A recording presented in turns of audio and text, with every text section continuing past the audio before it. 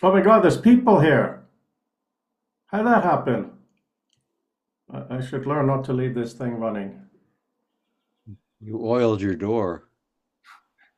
Yeah, I just had a pre-meeting with a few things, and I did another one of those little surveys that some of you were in, and I'm just putting the results in. Kind of interesting. Anyway, how is the everyone?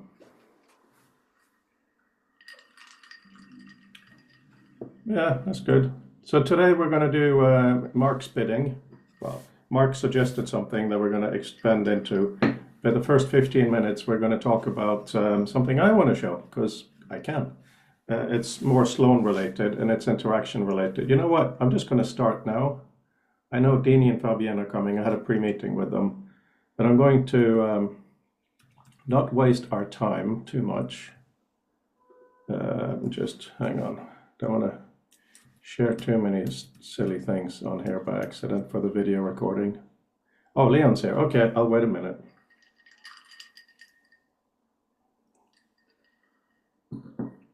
Hello, Leon. We're going to be talking about composing and decomposing, or I'm sure we'll find a better word, documents today. That'll be our main thing. First 15 minutes or so, I'm just going to show something related to what we do on Wednesdays.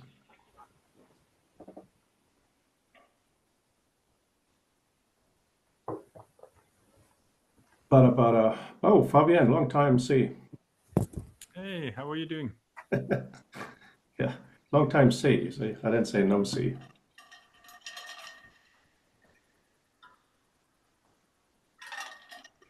Right, okay. I know we're not all here, but two things. This is the small thing. I did you can see the screen obviously, right? Some of you may have seen this. I did a few widths of writing and I asked people which one they prefer, not taking into account text size or anything like that. And the answers were not that surprising, but kind of interesting. You can see them here. So, excuse me. So generally, it was number 3, which is a medium-sized column. Makes complete sense.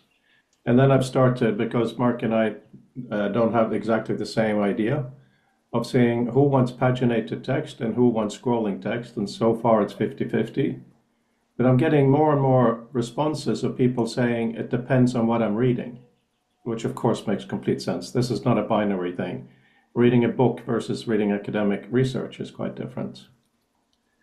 Any questions on this? Quite straightforward, right? Good. Then something else, and this is a bit more significant, but I have promised a strong time limit on, hang on, just have to move you guys off to the side of the screen. So who's here now? Yeah, that's good.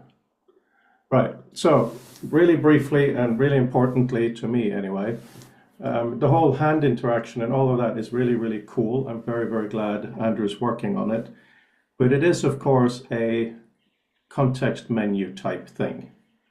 But we also have direct interaction. And Fabian, thank you for the paper you forwarded where you talk about raycasting / laser, and you know, that one, where they've done all kinds of testing.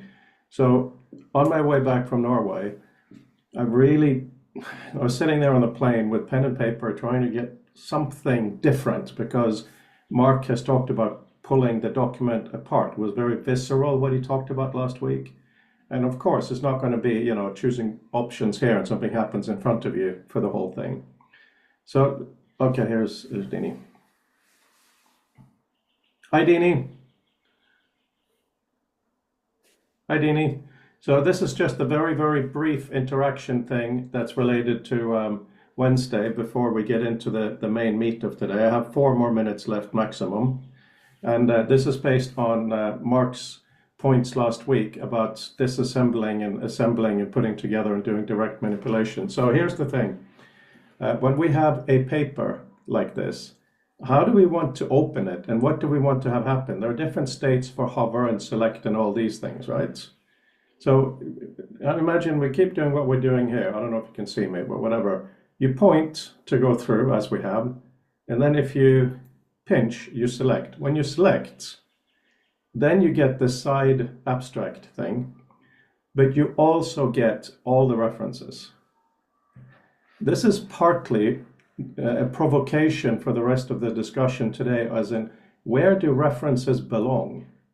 Traditionally, they're at the back of a normal paper, but is that the best place to interact with them? It may be that they should be kind of outside, because if you read them as just text, they're very, very boring. So that's the first thing. And the second thing, because believe it or not, this is really, really brief. How should we open something? So one of the notions is that, first of all, if you don't like it and if you want to hide it or annotate, it's not interesting. Maybe you do something like you point, pinch, and you push it down. You know, literally throw it to the floor, as in it goes to the bottom of the list. And the opposite, if you want to read it, is you pinch and you snap it towards you. So we really have that more visceral notion of what is far away and what is near. So we have the notion of focus. And when you get into a focus view like this, so imagine you've taken this one paper, you pinched, snapped it towards you, it opens horizontally. This is all very nice. We've talked about something like this, but it opens another can of worms that we can discuss when we're talking about composing and disassembling. Where do you put the images? Here, the test is just to leave them in line in that section. We also can look at putting it on top. Another thing is, for all the columns that are not the one you're reading, should all the text appear, or should it only be specific bits of text? So the meaning of this is to give a little bit of a provocation with more direct manipulation, whether you're touching or not, but more gestural rather than button pressing. And that's it, really.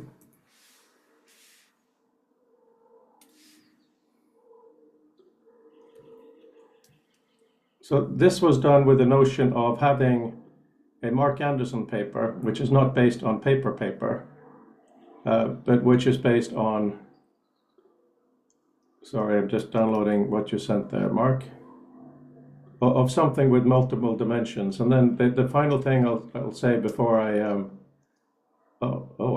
before I shut up for a while is, when you're talking about having a composed document, that composed document will be read in an environment, and that environment can also be composed.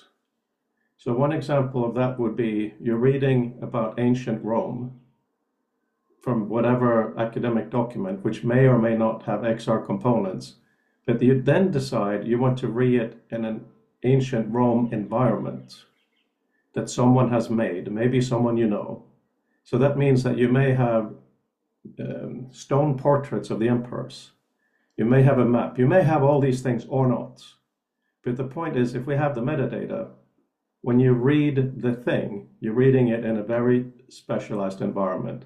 And that's been my thoughts for the weekend, and I'm very grateful to be able to share them with you. And I hope you will have lots to say to shut me up. By the way, that ship looks insane, Mark.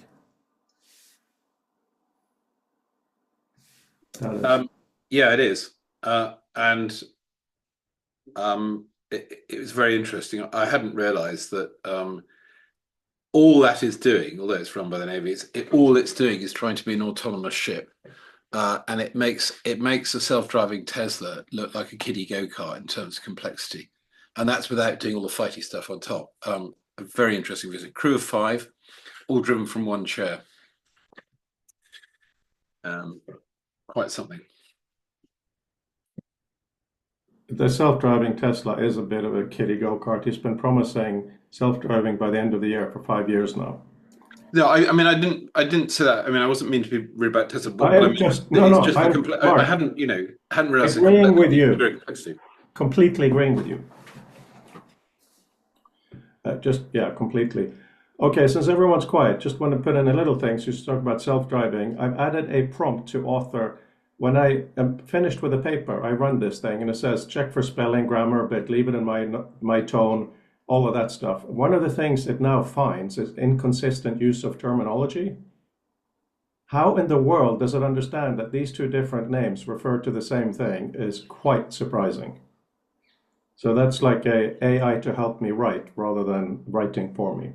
But yeah, guys, I want to hear about how do you want to compose the most amazing academic article and how do you want to read it? It's fantasy time. And I'm muting.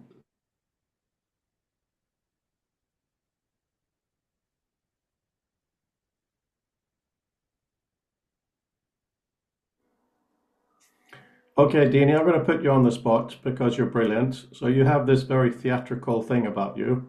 You talked about reading as we now have in this environment. Can you talk about maybe composing when you have a full thing? How would you want to put this knowledge clay together? Do you have any thoughts on that? And yes, we all want to know what's happening on your monitor, Leon. As I've mentioned, I think before, even when you were visiting in the room with us, with Andrew and I, is that I imagine that we use natural movements, things that are intuitive. I want to open something, I open it. Close something, I close it. Move something here, move something there. So moving my hands around theatrically or just carefully, right? Academically. I imagine having a room full of these documents, pulling things together, moving them apart, pulling things apart from a document, pulling them towards me, pushing them away. And these are things we've already discussed, and I think Andrew's already made some of this possible with the featuring of the one document over the other. I also want it to be three-dimensional, as Andrew's already made it. So we have depth. So we're not just in a 2D space with stuff around me, but I'm actually moving in depth. Some things that are really important are right here. I call that the Dini firefighting theory. Whatever's right in front of me is what I fight first, right? That's where I put my hose and start spraying really fast. Things that are not so important are farther away. And I can move that depth with my hands. So theatrically or not, I'm imagining that we're using natural movement and natural placement for these objects. The difference is they're not flat on a desk. I don't want to work on a desk. They're in depth in a space around me, so I have more space. I mean, you're looking at my office right now. I'm constantly turning in this room. If you look at the L, it's so funny. If you look at my lab's website and you look at the little video clip, I'm moving. I'm like this. Andrew's pointing with his headset on. Everybody's doing the natural thing they do. And for me, it's in constant movement. That's just the way I'm wired. And I know academics have different ways of doing things, but that's how I'm wired, which is why we want to test with a lot of other academics.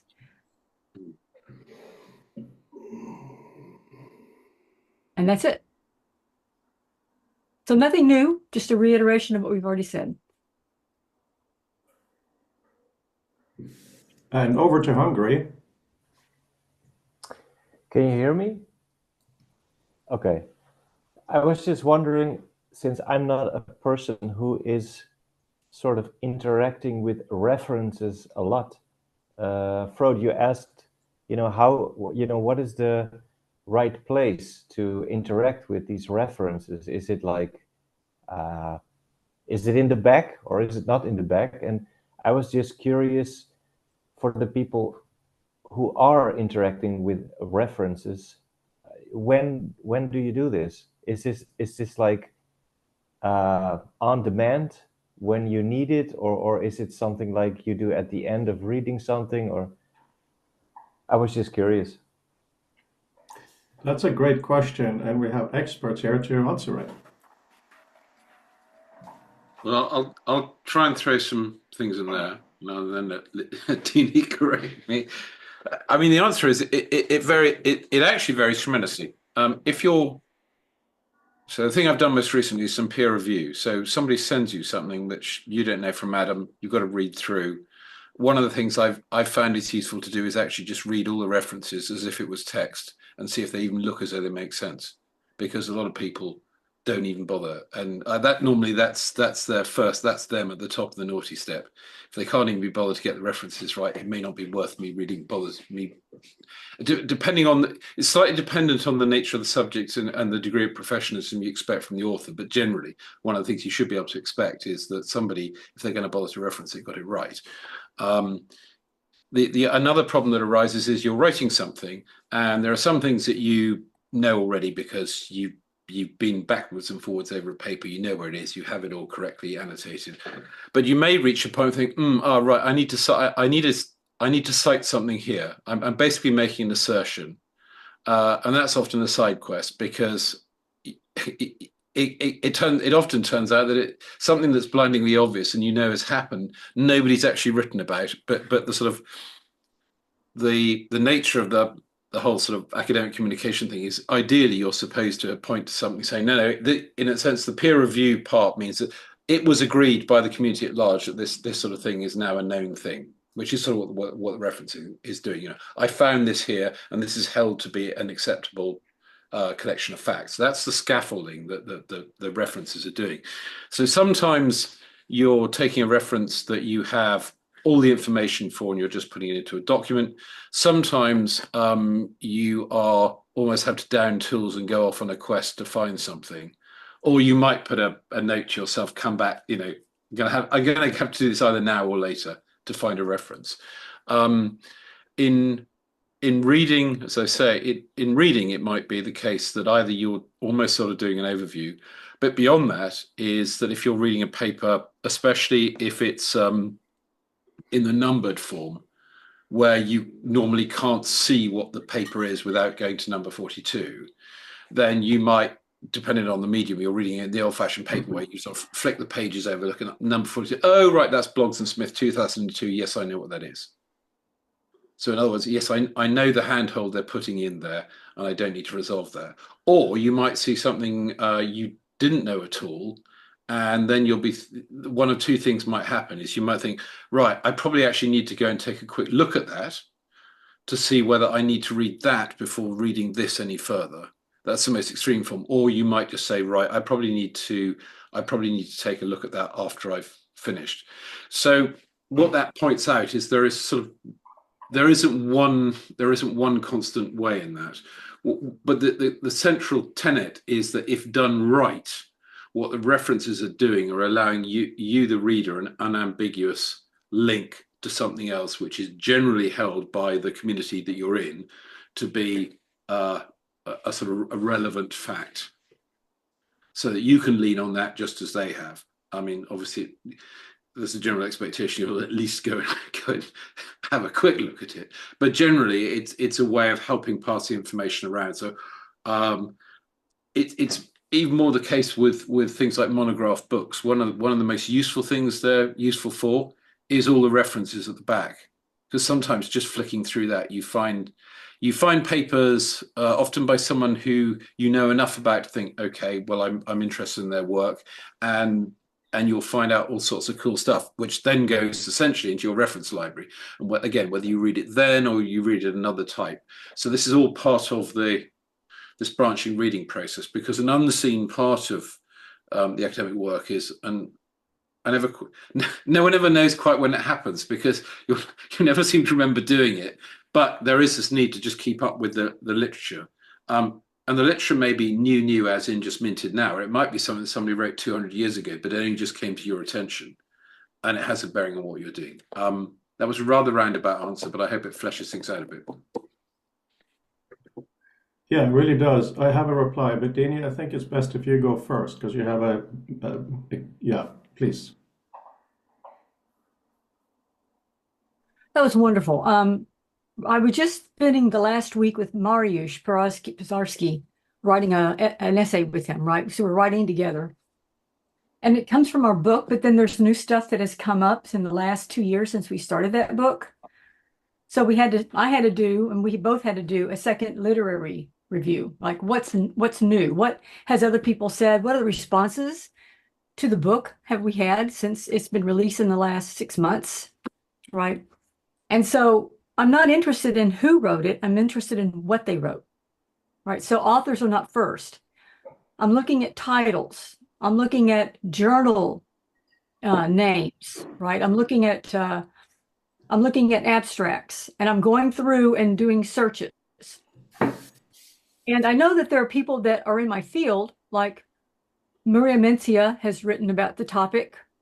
Nick Montfort has, but they haven't written anything since the last thing they wrote. It's been a couple of years. So I look at them because I know that they're in it, but they haven't responded in any way, right? They're not doing much with that area. They've gone off in different directions. They've forked out their research. So the real issue is what are the titles? When I type in the keywords in the Google Scholar or WorldCat or whatever I'm looking at, what am I looking at? And so so authors are not important, as Mark has said before. So when I'm looking at my library, I know what I've got in my library, but when I'm looking at your library, Mark's library, I've got to figure out what they have that I don't have that I need to read. So I think that's a step we haven't been talking about. It's like how to cross over in other people's libraries at some point. But I need to add to my library, right? And I added about 3 articles last week to my library. And I do have a library. I've been carrying it around on my computer since 2002.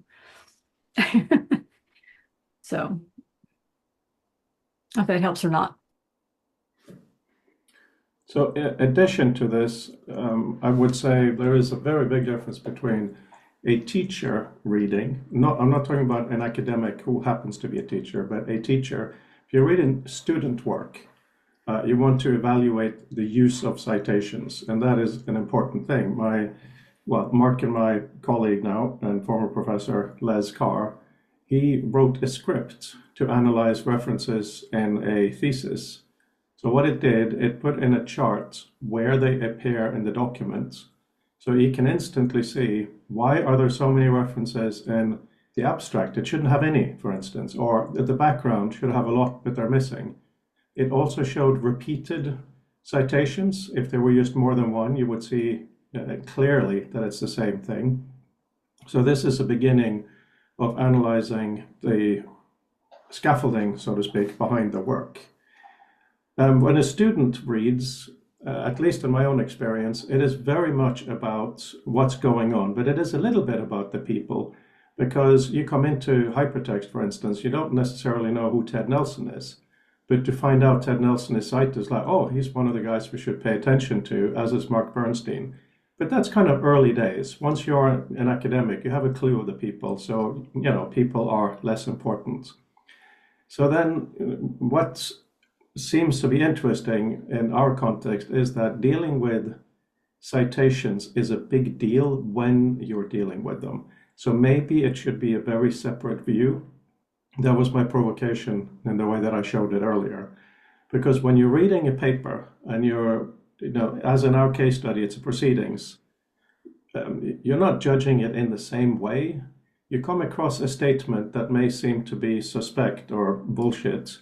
You would like to instantly check that. And those are the kinds of things we can do 2D or XR. And that is very, very important. And you may also come across something that you really want to read later. To be able to do that, to have an efficient way to put that down is also important. And then there's an interesting thing of the environments we talked about in the beginning. You're reading in an environment when you're in XR. So what may be useful there has come up in discussions before is your own library can be one of the, what we tentatively call elements. So you can see that this paper has cited a lot of the same stuff as you. Maybe you have a list of canon that you expect new people to cite, and if they don't, it's a bit suspicious. And maybe also you have your own list of papers that have been shown to be rubbish, or quote unquote bad people have written them. You don't, it's a bad sign. Those could be elements in the environment that instantly can interrogate the citations in these papers. So this is where there's the difference between I'm reading a paper, here's a citation, and okay, I'm going to look at how this is connected to the wider world. And this is why I'm thinking maybe when Adam becomes less busy with other priorities, when he's here, he can go back and work with Mark on that, so that we look at this whole pushing and pulling where you are. And when you are in citations mode, it is very, very different kind of reading. And it's a very hypertextual reading. So that was a great question, and a lot of people answered it or replied. Whoa, my view just changed. What in the world? I just throw a couple more things on the pile there. Just some reflection from listening to Dean's comments. And I mean, an interesting thing we've been doing sort of with visual meta is to try and make the quality of the identity of the paper better, because another thing that you may be wanting to do when reading is essentially you have an add to cart moment. You see something that referencing, I need that.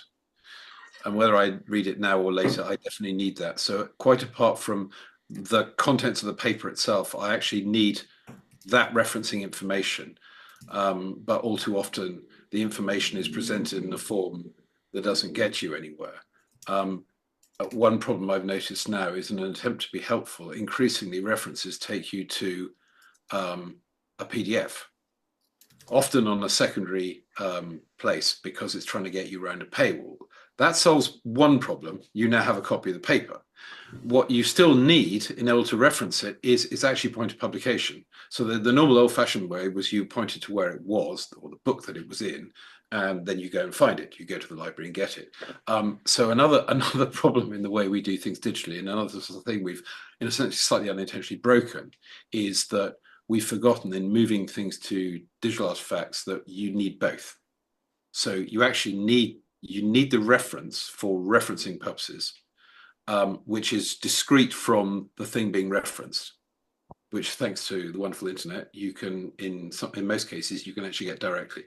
And one other interesting thing, sort of mixing on both Fred's and Dini's thing, is that if a paper is cited a lot, it may well be because the article being written might be, say, critiquing another bit of work or something, in which case it will be very pertinent that it's fine reference there. So another provocation for XR use is you might then want to have that particular reference of all the other ones in the document also brought into you. So, for instance, you could be seeing the close cited passages in that reference alongside what you're doing.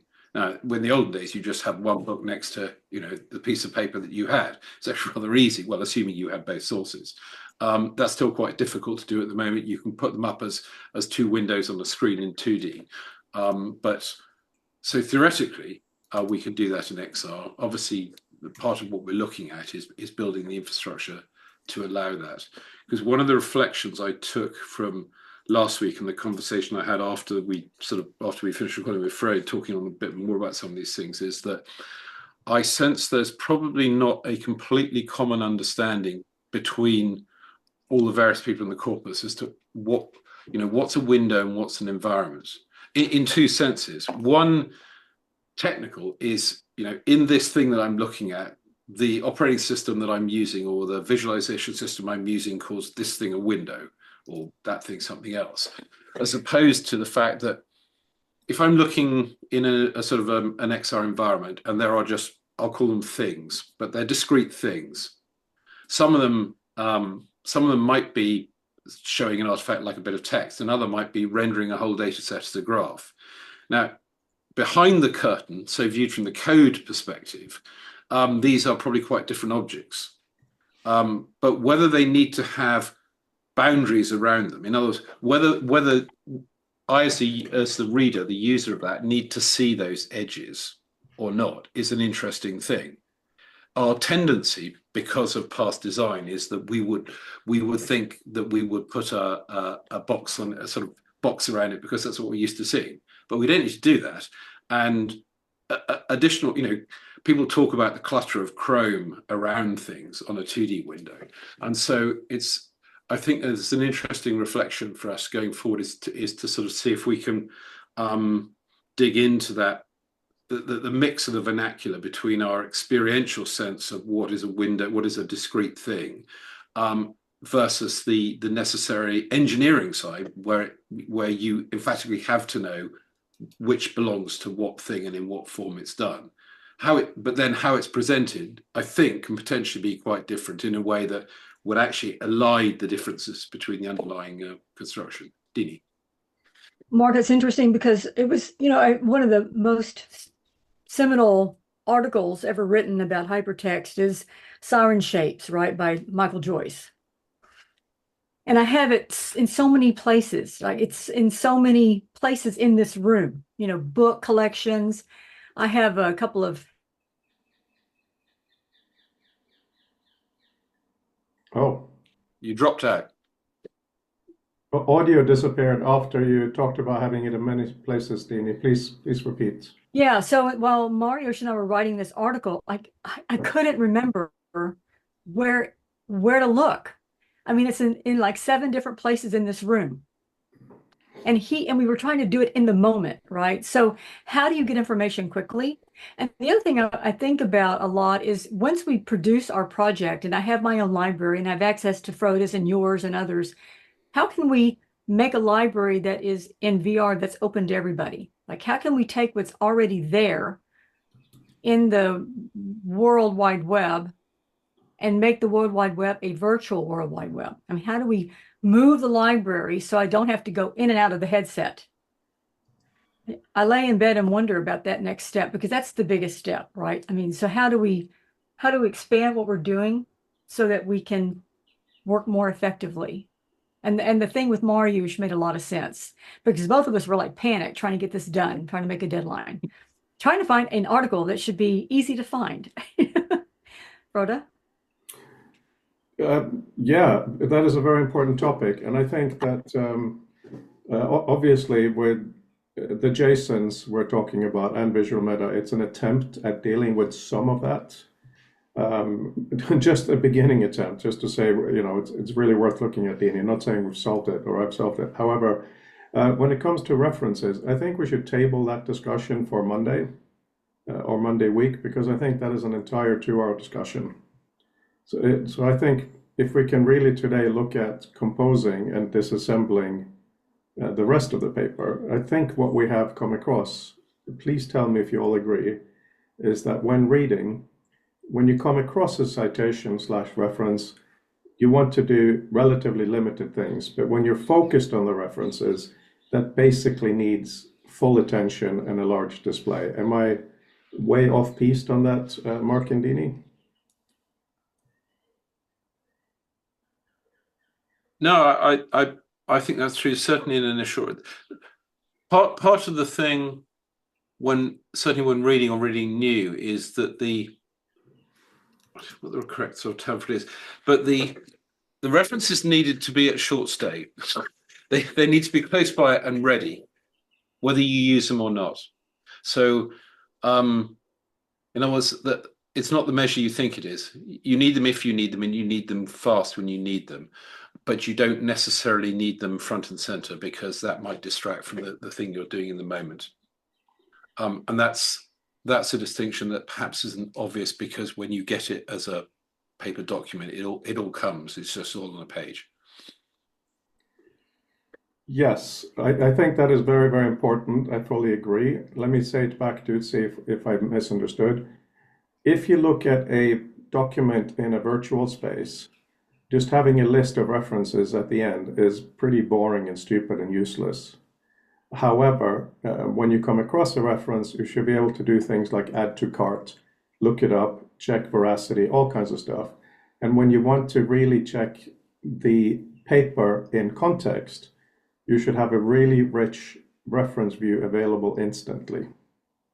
Yeah, and I know we one of the things we sort of riffed on, and you were, I think, alluding to when you were speaking about Adam just now is an imagined is fractal. So you're reading this paper, and just being able to see where in the broad library, small l, of things that you sort of know and care about, this document touches. It might touch nothing. It might touch the things that you would know well, or it might touch some things others. Okay. So that offers an awful lot of extra useful contextual information that otherwise you broadly have to do in here. So again, XR I think offers a lot in this regard. Okay, so let's put it this way. We've talked about the environment versus the paper a lot. And I feel like we're doing some really interesting small amount of arm wrestling here in a very good way. So maybe one of the environments should be the library. I know we've talked about not hiding the library, absolutely. But what I'm thinking about, when you're reading a paper, maybe you should be able to load a view of your library so that you really have the stuff that you guys were talking about is readily at hand, not other views, but how does this paper you're looking at right now fit in your world? And because, Mark, you have made the entire ACM references available, that could also be there. But do you want to talk today about references, or should we try to talk about the document, the rest of the document, or how should we split our time? Well, I think it'd be useful to talk about the document deconstruction, because in thinking about the sort of remit you gave me, I realized that a little bit of discussion on the way would be useful. Because so the sort of the remit you gave me was, go away, find 3 or 4 papers that it would be useful to effectively recreate so we could deconstruct them, which turns out to be a bit more work than I thought. So my starting point was to go to of the corpus we had was to go to 2022, which unfortunately was a slightly fallow year because it was just the end of the pandemic and all sorts of things. But it's useful in 2 means. One is we have hypertext versions of the papers, and we have okay, and also visual meta. Though in fact the visual meta is fairly minimal. So in this case, that's probably less of an issue. But the hypertext part is important simply because it cuts down the amount of extra work we'll have to do from the imagine step of saying, imagine we have all the metadata we need, to us actually taking 3 or 4 papers, doing probably quite a lot of work to add the metadata, and we need to think in what form we add it, simply so that Andrew, or Fabian, anyone here who might make something with it, has all the building blocks they need to get us to the point where we can just see the idea made manifest on screen. Just writing a note here. Sorry, notes are annoying. So I've got a candidate sort of 4 papers, because the sorts of things I thought was I'm not going to take all text papers, because I think actually the abstraction process just becomes harder. It might be more interesting to start with papers that have formulae or tables or that kind of thing in them, or back off onto data sets, because we can look at the interrelation within the document from the text to the supporting non-textual elements. And in the case of things like data sets, we can also look at the practicality, even if we just sort of have to give ourselves some thought prompts, as to the degree to which we could see it being potentially having a slightly more dynamic interaction. Or it might be simply that you might have, you're reading something, you're seeing a graph or a chart alongside it, and you are made aware that essentially that chart is drawn from data that lies behind it. Now, you may not be able to play with it live, but if it was your need in the moment, you could effectively, you can head straight off on the side quest, because this is often the thing in reading a paper. You often end up going down a deep rabbit hole to understand something, to come back. It's not that I tend to end up reading a paper from start to finish in one of 2 cases, either peer review, which is a thing of its own, or for my own edification, it normally comes quite late on after I've read it a number of times piecemeal. And I now understand it enough that I sort of know where all these side bits are, so I can then read it in the sense as the author intended it. Because unless it's somebody writing on a subject that's really, really close to what you know, that's often quite difficult to do at first encounter. Yes, Mark, please share those with us. And also, guys, I really don't think we should stop thinking about the Roman Empire.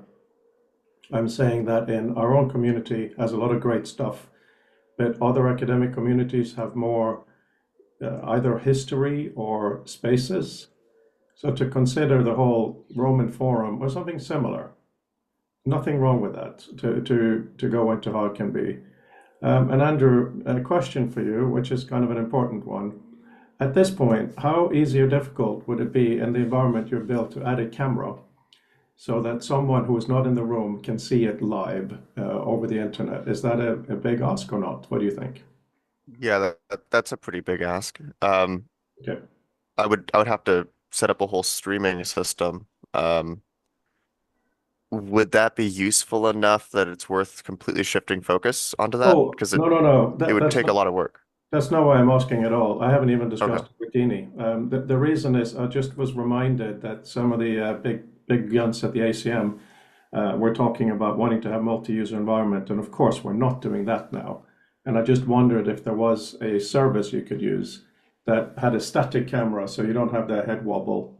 But no, don't, not at all. That was just for my edification to see how, see maybe where we should go in the future, because so much of what is being discussed today is really, really useful, and at some point it'll be really useful to allow people to experience that from the outside. That's all. Yeah. Well, I can look into if there's like a third party solution, but to program it myself would take a really long time. Oh no, don't even do that. That's enough for now. Dini, it's not something we want to do now, right? No. No, but I'm just thinking, I mean, I think about this project a lot and where we're headed, like what's a natural, evolution of this project. And right now we're talking about my library, maybe sharing Mark's library with me, these kinds of small steps, which are important. At some point, though, in the future, I'm imagining we're going to have a big, giant virtual library that we're all going to have access to. And what does that look like? What does that mean? How do we build into that ourselves? How do we think about that? Just saying. I'm not saying we do it today. Andrew, it's due by December. First year. We'll talk in the lab tomorrow, Wednesday. So these papers are fantastic, Mark. I'm looking at them now. Some of them, the image or graph goes across 2 pages, which is a pain, which is the kind of pain that we want to figure out. Yeah, so that's why it's nice to have it in the HTML. So I'm being deliberately sort of pragmatic here. I'm thinking about things that I haven't picked things that I was interested in. I know one of them is the paper I did with Dave, but that wasn't the reason. The reason there was because there was a data set behind it. That was the pure point of that one. I mainly picked some that had sort of some, fair number of non-linear elements. And I think 2 of them are roughly on the same topic, because another interesting thing to do is that if you are in if you have a proceedings, a binding of things that are maybe on a topic, one of the other things you may be doing is you look at the content to saying, okay, how does this relate to another? And this is another case where you might actually want to pull 2 or 3 things partially, or parts of 2 or 3 things into, as it were, your working environment, the sort of the hot space Dini was referring to in front of you, so that you can concentrate on making the associations that we generally do quite well based on the relevant parts of those documents, rather than basically just having 3 white rectangles in front of you and trying to do all the sort of the manipulation in your mind. So that was the thinking anyway in the selection. I think a question for Andrew and for Fabienne is, how would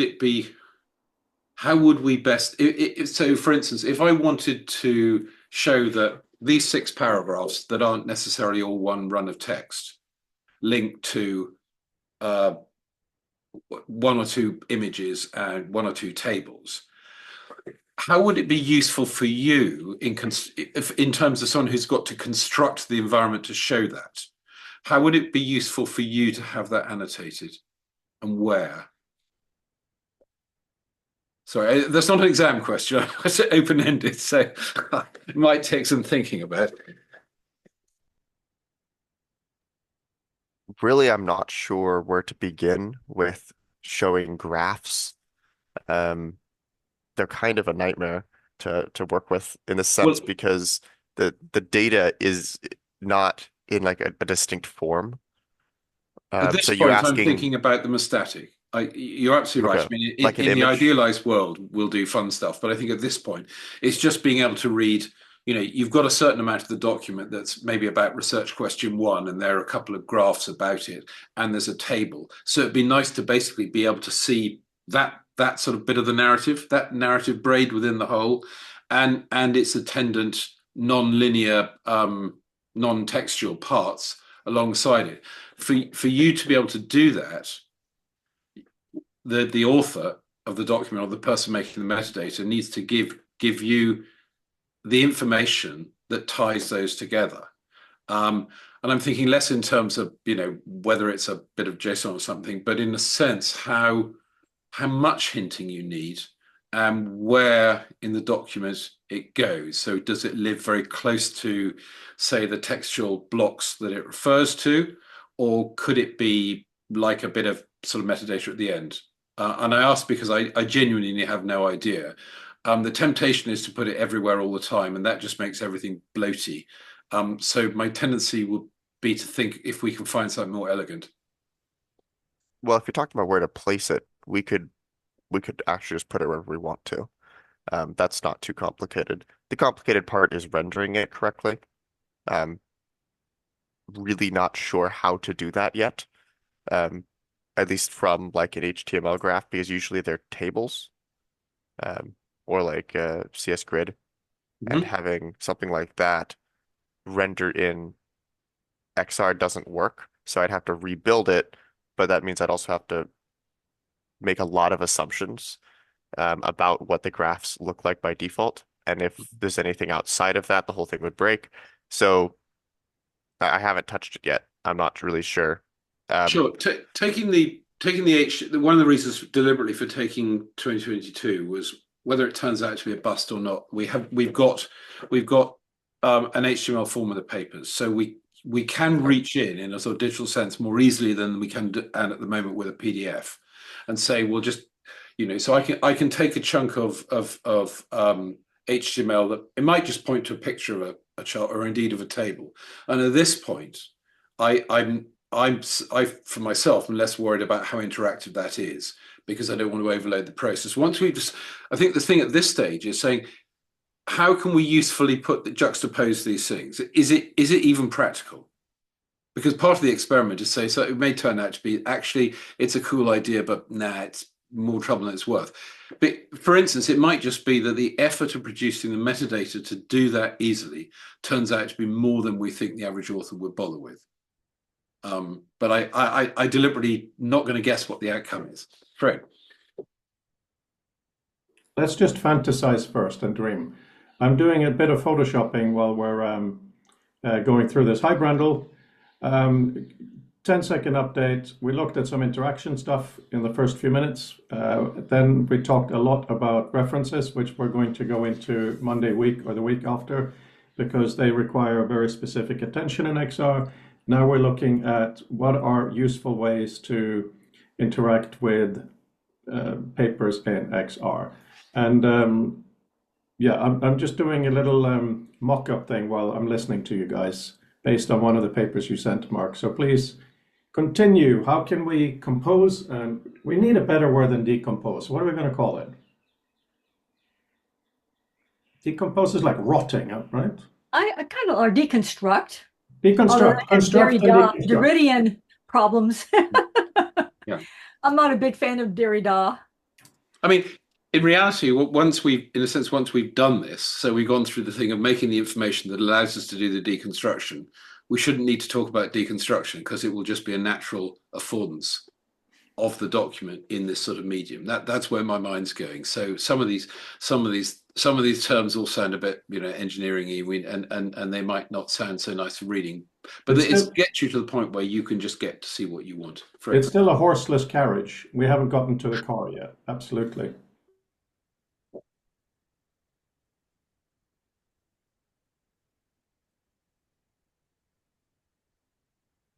Come on, guys. I can talk all day, and you know it. I'm sure you got more brillianter ideas while I'm trying to work on one of Mark's paper. How do you want to get your hands dirty in this stuff? Our synonyms, I was going to suggest unbundle or unpack. In programming, we also talk about destructuring.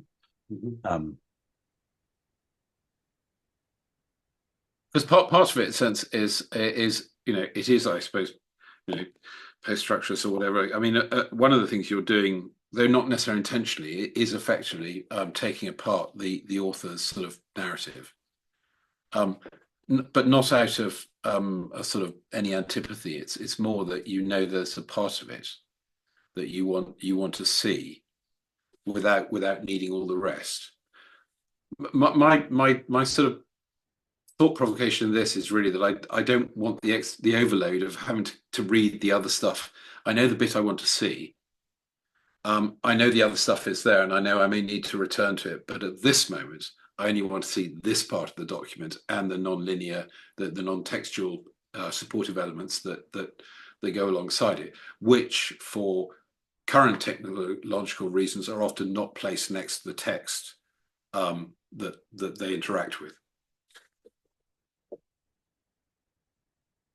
And thinking of Andrew's point, I mean, one thing we can do as an early sketch is for the non-textual elements, certainly for figure 1 or table 2 or formula 3 or whatever, we could possibly add some annotation as to which text blocks, which paragraphs are to which it is relevant.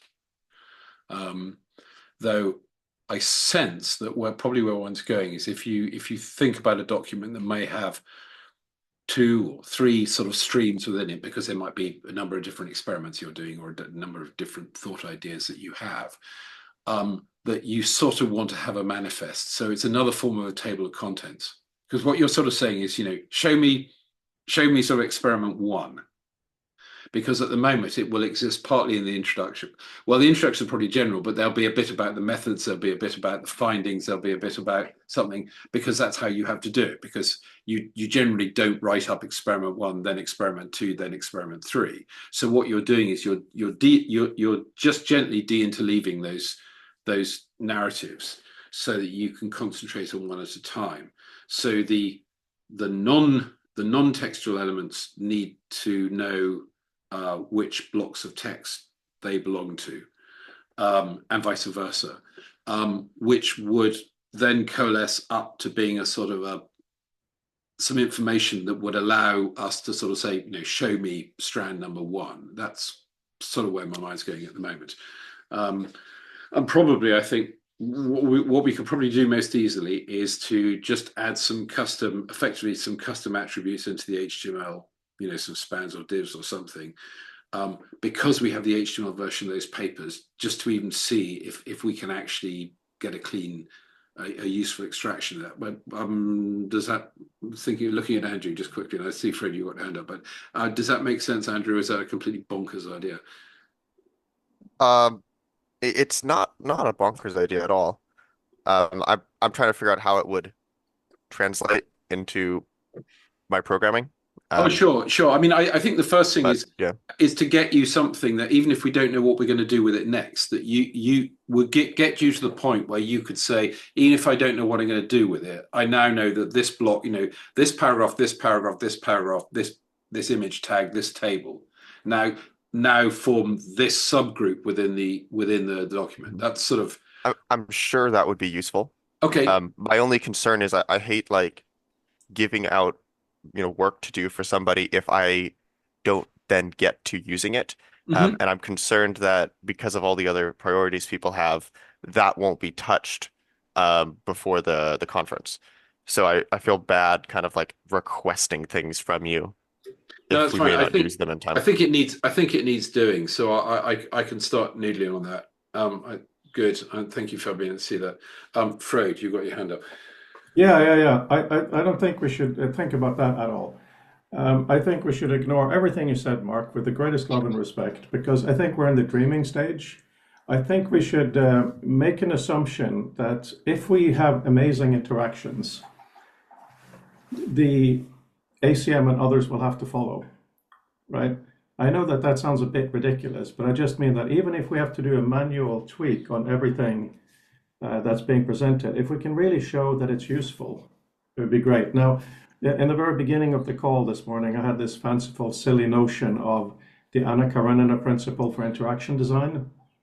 And it goes to something we've been doing a lot, but there is an element worth mentioning. You all probably know the first sentence of Anna Karenina. All happy families are the same, all unhappy are different, right?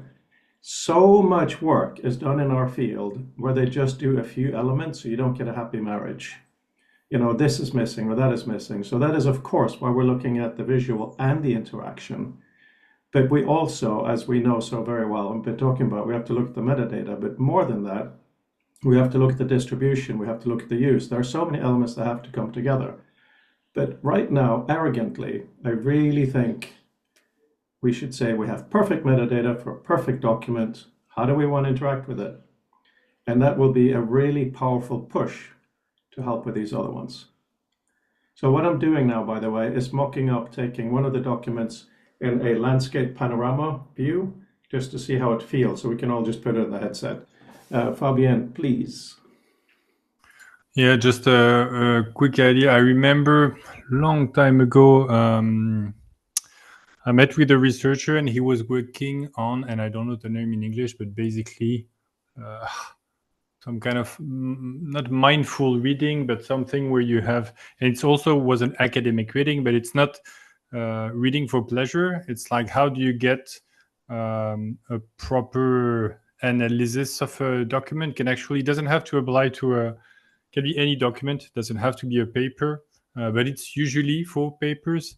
And I'm wondering if that could also be a way where instead of thinking, how do we do it, or somebody here in the group does it, is what is, for example,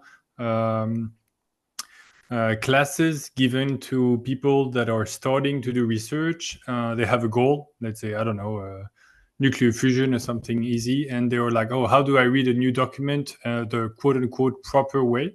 So for example, is the introduction matching the title? I'm just going to give random example, and I'm thinking if we go through such processes of what is how a new academic would read properly a new document, then we can get some couple of habits, and then even think of functions. Maybe it's circling things around. Maybe the teacher in that context would say, hey, you need to quote unquote work through the document. You need to use post-it note, highlighters, maybe one color for mistakes, one color for things that are new for you. Again, I'm not saying this process is the right one. I'm saying this is a process that at least has been explicited.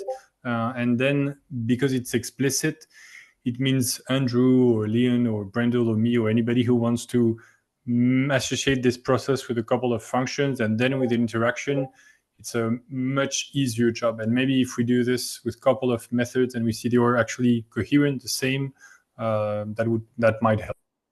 So are you saying then that based on how it's done now, as Dini and Mark know better than me, we should explicitly say the best way to do academic work for a student who's coming into this world is this, this, and this, and try to optimize towards that?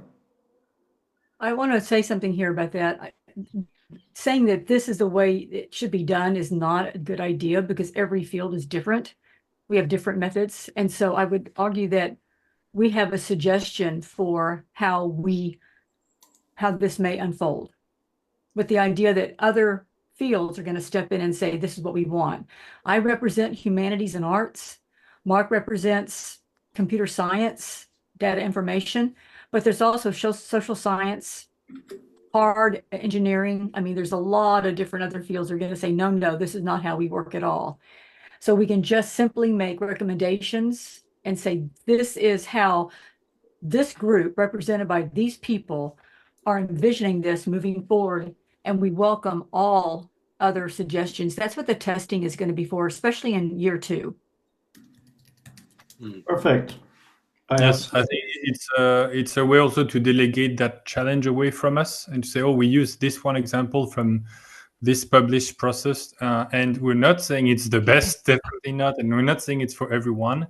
It's just that this person did the actual job of expliciting how to process such a document, and then we use the work as an example for this process. But yeah, I don't think it even makes sense to say it's the best way. It's like we find this and it's been published and it's relatively recent or whatever criteria we want to use. But I think that would help me a lot.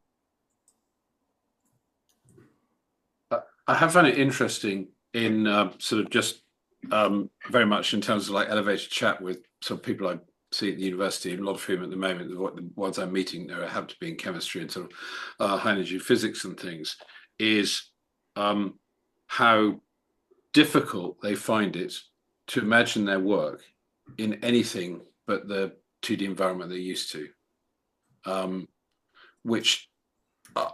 But I'm really reflecting and I think of myself sort of 2 years ago now. So that's another interesting. So part of the I think the interesting thing about the examples and things we can show is sort of following up on Dini's point out of what Frode raised is that to say, no, you don't have to do it this way, but this shows you the sort of things that are possible, because you're going to have a different way to do it.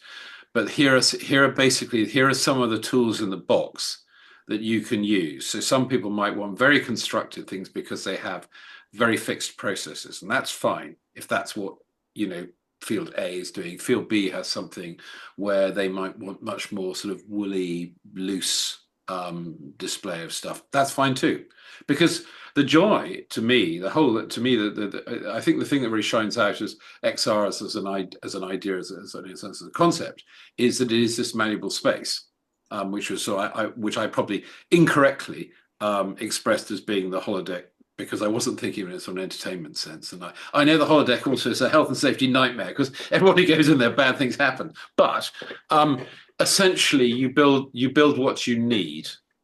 And even if parts of it are sort of Potemkin village with nothing behind the curtain, that's cool, because it doesn't matter. If you're not going into that part, you don't need it. But I just think it's fascinating is to be able to do this the sort of deconstruction, and where we can bleed across from things that are effectively information offered as a sort of narrative of fact, look sort of through the portal, rather, as sort of Leon said in the past, and we can look actually into the data behind that. We can see a graph, but in not now, but in due course, you know, and we'll be able to see through into that. And I think that's a really, really rich way of also reconnecting a lot of information, because there's a big problem in the sciences, certainly at the moment. It's tons and tons of data being collected that then just goes and sits on GitHub or in a repo somewhere, never to be seen again. And that represents a boatload of public money. And we ought to be able to, and suffice it to say, then somebody else ends up doing the same work to get to the same place, because we didn't know we'd already done it. So allowing documents to be better connected to their data hinterland is another, I think, unseen plus of having these enriched documents. Fabian.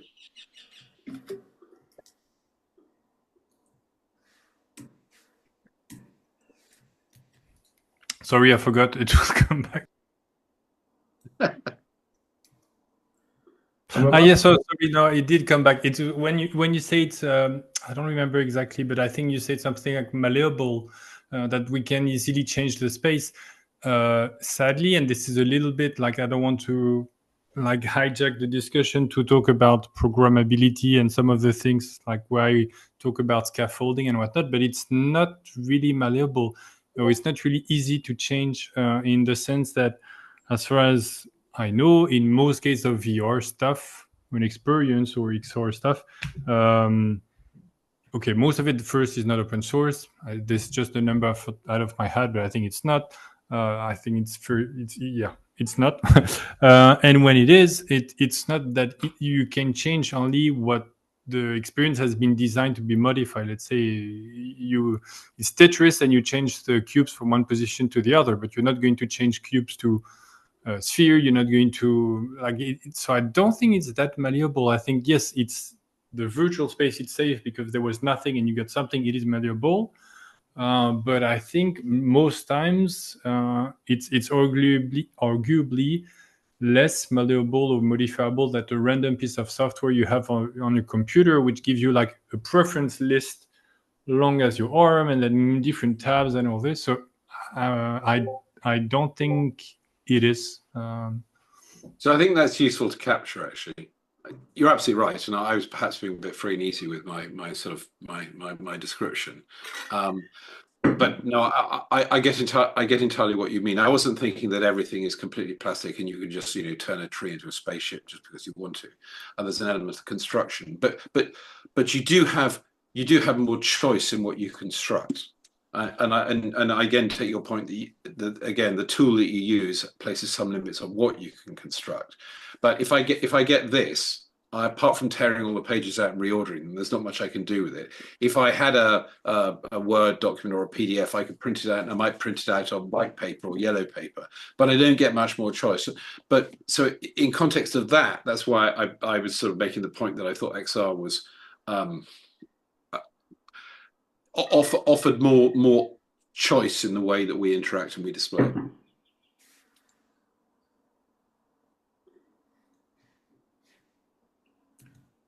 Looking at what you sent here, Brandel, in the background, and also I'm sharing an image now that Adam suggested quite a while ago, that we can actually do mock-ups by just doing panels, and when we view them in the vision and view them in full size, that's a really good indication of what it would be in XR.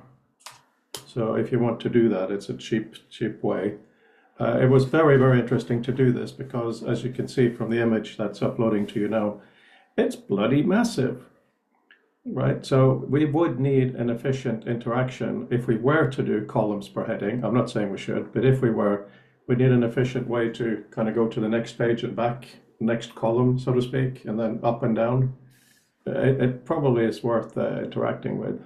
But what's interesting about that, because I've got your picture up on screen now, and I think this is what I was alluding to in terms of being able to pick a strand through it, that in your mind's eye, if you look at that picture and you sort of look at this, you know, the second paragraph of column 2 and the third paragraph of column 3, and then maybe the first paragraph of column 7 or whatever, being able to hint that so you could tell the display space that that's actually what you wanted to see at this present moment.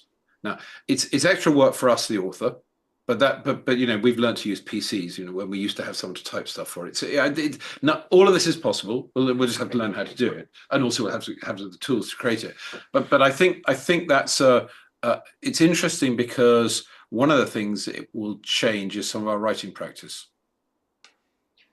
Yeah, absolutely. It gives, can I say this? We're still thinking two-dimensional and we're still thinking linear. I'm looking at that list and it's this flat thing going across. Cylinder. No, we're still not getting it. You're still not understanding what I'm saying.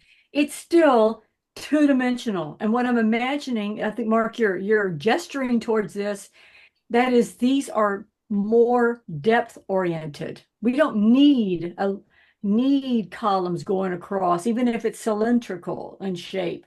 It's not the shape, it's the dimension.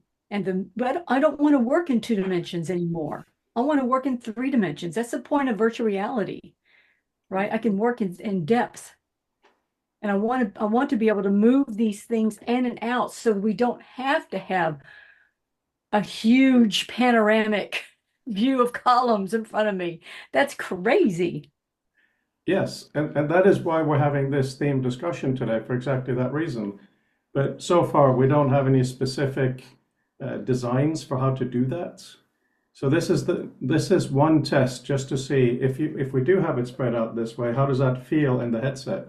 And then when we get into using the depth dimension, you know, we need to experiment with how that feels too. In order to do that, of course, what has been discussed earlier is the metadata has to be able to be there to support, so the system knows what kind of things we're moving about. But yeah, no, of course, we're not just going to have a flat horizontal piece, Dini, absolutely. But we do need to test kind of step by step, I think, or at least come up with drawings or ideas. Fabian? I think it's actually an interesting point of showing the image, like you try to convey an idea, and it is indeed flat, and it's a recurring problem. I did a long time ago, actually, it's one of the very first viewer project I did. I think it was even on cardboard, and it was about doing storyboarding in WebVR by then.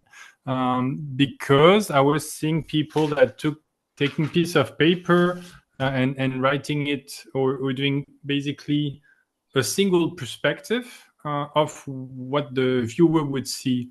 And my criticism about it was that, yes, of course, it works up to a point, but you're basically doing like a screen, a flat screen, and you're changing the way you yourself are thinking or projecting the story you want to tell or whatever. And I was arguing that even like something really badly, a terrible sketch, but at least that was like 6 images to be the faces of a cube, was better than this. And it's, if we start to sketch a 2D thing and we start to have to reimagine or unproject how they look like, to become not just like a cube that was a very terrible way, but I was adding layers of transparency in the cube to kind of add depth to it, which for the cardboard was not super needed anyway. But still, like, how do you break from the habit of using our old 2D tools to something that is not just 360 but volumetric? And I'm sorry to like use this example again. I don't want to be too critical about it, but I think it shows like the workflow themselves are so important. And if we stick to the old ways of thinking in those 2D frames one inside the other, I think intellectually it's dangerous, at least. So looking at this document now, which goes from here all the way around 180 degrees, Yeah. it is, yes. Can I mention something in response to Fabienne? Fabienne, it would seem like it would be possible to think in terms of, I mean, I think of the parallax effect in web design, right? It's not really three-dimensional, and it's two planes going across each other. So it makes it seem like three-dimensional. So I think an easy solution for this problem is to think of these pieces of information as planes of text that can move in front and behind each other, which gives a sense of depth. And maybe we can organize this so that we have specific categories of those columns being the most important, which can be the first plane of information, the second being the second plane, and the third and fourth. And then we can actually move those planes around by pulling them toward us and moving them away. That might be a simpler way to code this up. Andrew, does that make sense? So the parallax effect. Yeah, that's the direction that I'm going. Perfect. Okay. Thanks. I'm first of all, welcome back, Alan. Good to see you. Second, I'm of two minds about the sort of the panorama. On the one hand, it is still a linear source. You know, it is a sort of a two-dimensional one. With you've just swapped the one Cartesian dimension for a polar dimension, and so you know, in that sense, it's just a transposition. On the other hand, it does allow you to recruit proprioceptive understanding of where things are in relation to each other in a way that has meaning and significance that a single monitor-sized monitor doesn't necessarily achieve.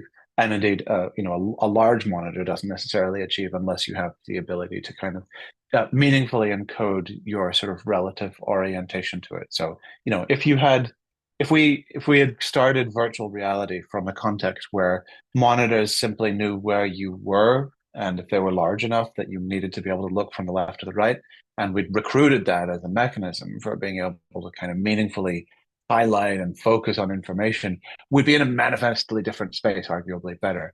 So like even a pano, even like those things, that has enough significance. On the other hand, you know, I would go further than folks saying like, I don't want to be in a 2D world. I don't want to be able to key off of what Dani was saying about I don't want to be in a linear world. And that's more to do with the fact that I don't want to have fixed relations between entities. And it's not to do with being 1D, 2D, 3D, 10D. It's to do with the fact that when you have a fixed space, I have fixed spaces at home. You know, like what I want is to be able to have the sort of the convertible, focusable kind of capacity to be able to kind of attend to this and highlight it and use the space to do my thinking. So yeah, but that said, you know, I think Josh Carpenter did a lot of work on showing how to use panoramas for previewing and prototyping, and having multi-layer panoramas for multiple depths and things like that was a useful thing for people to be able to kind of look at back when he was sort of more vocal and active in this space. Because it's interesting. I was just going to say that it's interesting to hear this and your comment about it in the sense of just having this sort of, as it's non-linear space, and lest it appear otherwise, when I was talking about making some sort of metadata, that's all going towards exactly what Frode was saying, is just getting us far enough to mock it up, but we're still going to need that metadata so we know which goes with what, so that the wonderful demo is actually credible and just not, you know, a mishmash of things. And I think one thing, so therefore, you know, pulling out bits of sort of sub-narrative is something that I think the target audience could understand, and being able to show how that breaks out of the linearity that they're used to, I think could be quite an eye-opener. And it's simply doing, I'm really thinking about doing, not totally quick and dirty, but the simplest way we can hint this, just so, you know, the likes of whoever is going to implement this doesn't have to do that. I don't want them to have to do that. So it's thinking, let's give some hooks, so then somebody can play around, has some information to play around with it, which has a different dimensionality encoded into it for free. That's there for them to play with. They don't have to understand why the things interact, because somebody else has marked them up. So that's, I was thinking of it no further than that, and I certainly wasn't thinking of it in anything like going to the depth of being a standard or anything, because I think we're way too early for that. Yeah, thank you.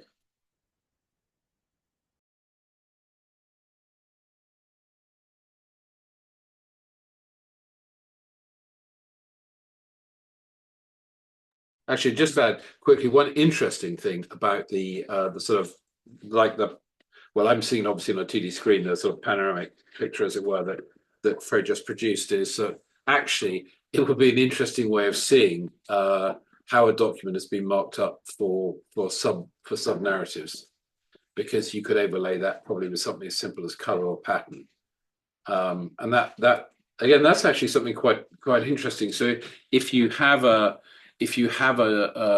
authoring system that's allowing you to put this information in, being able to see what the, as it were, the primary narrative, linear narrative looks like, with this other stuff played across it as metadata, because one of the interesting things it might show then to the author is, are there things that don't seem to be in any narrative at all? There'll always be some sort of boilerplatey bits, but again, it's this kind of thing of, so if I was somebody reading this in a different sense, other than reading soup to nuts through the text, would I actually, would there be some bits that I miss? So there's another, you know, there's another interesting sort of visualization that comes out of this.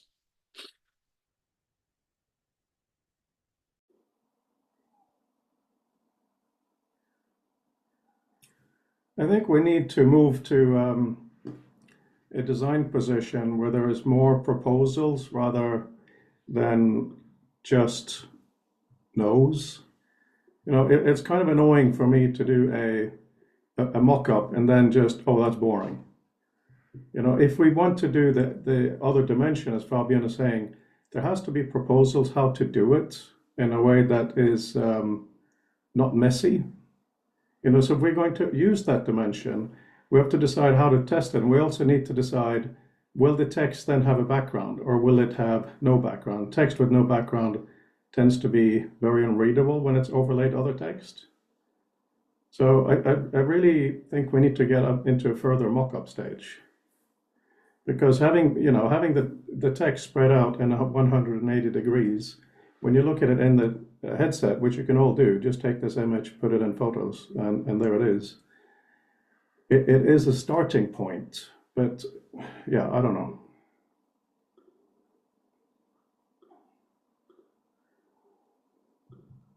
So just the thought is that, so we've had a couple of proposals in a sense already, because one of the things that in talking about metadata earlier, one is a much more abstract. So one basically is information led, and then you've shown us a potential way of showing things that is more design-led, so it works backwards from what you see. So you abstract the structure from what you see in terms of what, I produced the mock-up and then had to figure out how to make it. I just, one of the things that I think comes along for the ride with the point Brandel made about having this sort of non-linear space is that I think we need to be a bit more generous to the viewer as to what it's going to look like. In other words, we should worry less about that presentational aspect because they're going to choose that. That doesn't mean we should, make them start out with, 42-point lime green text on a purple background, because that would just be cruel and unusual. But I think that the visualization, the sort of detail you're talking about, which is, but partly, takes us across into the field of sort of graphic design. Much of that graphic design has been about producing static medium. And so you put it into a media that broadly doesn't change over time, and so the good decisions you make about the presentation hold. In a more repurposable dimension, that's going to change, because I might be reading the abstract in 40-point text because I want to, and then a moment later it might be tiny text over there, and I might want it to be much less obvious.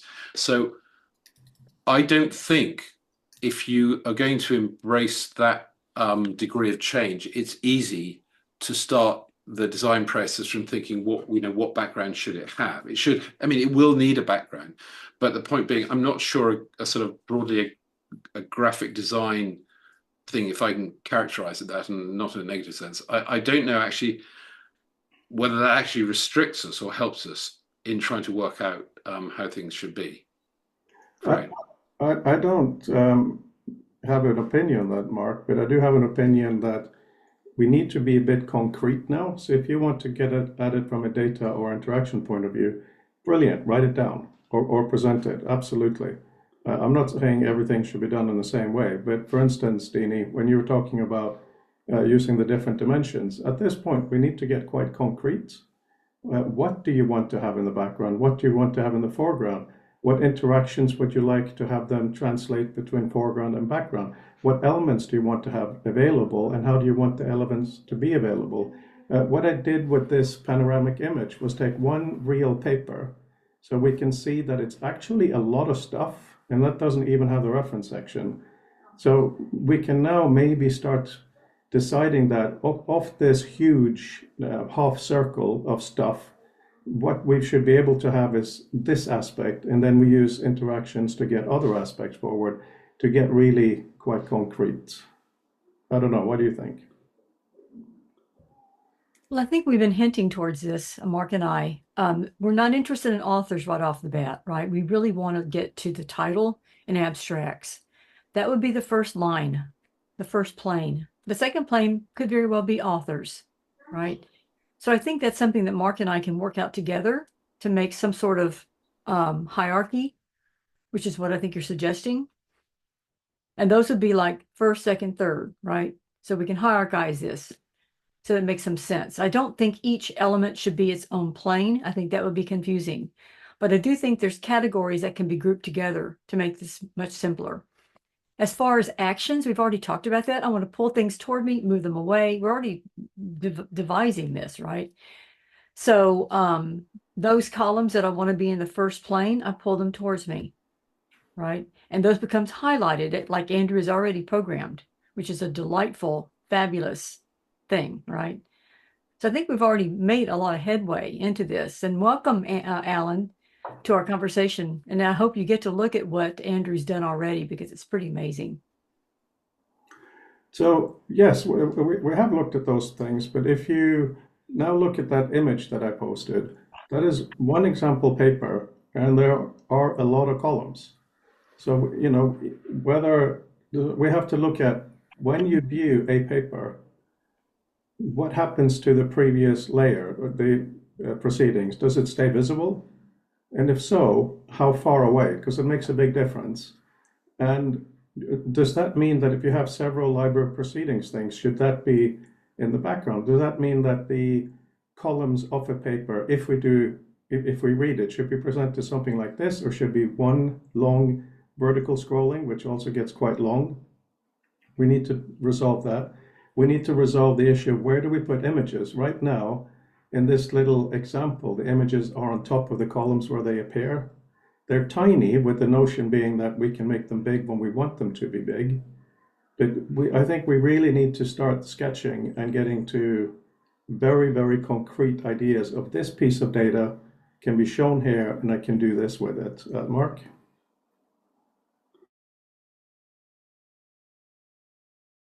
You're muted, Mark. Apologies.